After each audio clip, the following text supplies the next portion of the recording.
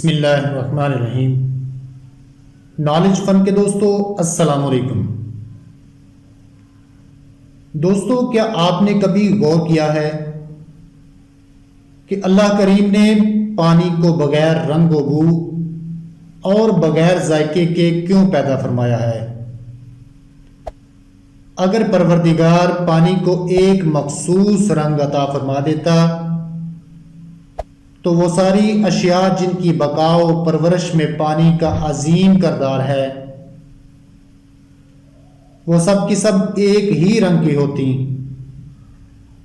اگر اللہ تعالیٰ پانی کو ایک مقرر ذائقہ عطا کر دیتا تو کھائی جانے والی تمام سبزیاں ایک ہی ذائقہ رکھتی،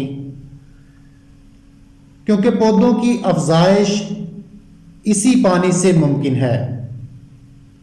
اسی طرح اگر اللہ تعالیٰ پانی کو ایک خوشبو دے دیتا تو وہ تمام اشیاء جن کی بقا پانی سے ہے اور خوشبودار ہیں، وہ سب کی سب ایک ہی خوشبو کی حامل ہوتی۔ جیسے کہ گلاب اور چنبیلی کے پھولوں کی خوشبو ایک جیسی نہیں، اسی طرح انسانی جسم کے بعض حصوں میں موجود پانی کو دیکھیے۔ منہ کا پانی میٹھا، کان کا پانی کڑوا اور آنکھ کا پانی نمکین ہے۔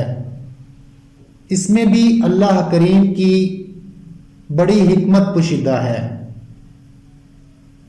منہ کا پانی میٹھا اس وجہ سے بنایا تاکہ ذائقے کا احساس ہو، کان کا پانی کڑوا اس لیے بنایا تاکہ حشرات وغیرہ اندر نہ گھس سکیں، اگر گھس جائیں تو اس کی کڑواہٹ سے ہلاک ہو جائیں، اور آنکھ کا پانی نمکین اس وجہ سے بنایا تاکہ بیکٹیریا اور جراثیم سے بچاؤ ممکن ہو سکے۔